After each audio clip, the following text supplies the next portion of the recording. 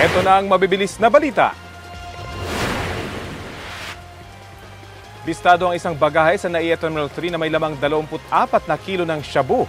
Umaabot ang halaga nito sa 164 million pesos. Ayon sa mga otoridad, galing Toronto, Canada at may layover sa Hong Kong ang pasaherong may dala ng bagahe. Arestado ang 62 taong gulang na pasahero na walang pahayag. Nauwi sa gulo ang clearing operation sa Tondo, Maynila nitong Sabado. Sa gitna niyan, nagpaputok ng baril ang kapitan ng barangay. Ipinatawag siya sa City Hall at paliwanag niya, nakaalitan niya ang isang mag-amang residente habang isinasagawa ang operasyon. Hinawat daw niya kasi ang mag-ama na sinusugod ang isa sa mga barangay tanod doon. Itinanggi naman ito ng mag-ama dahil nagsimula raw ang gulo ng baklasin ng trapal sa kanilang bahay kahit may napagkasunduan na raw umano sila. Mahaharap ang kapitan sa reklamong illegal discharge of firearms at grave threats habang reklamong direct assault naman ang kaharapin ng nakaalitan niya.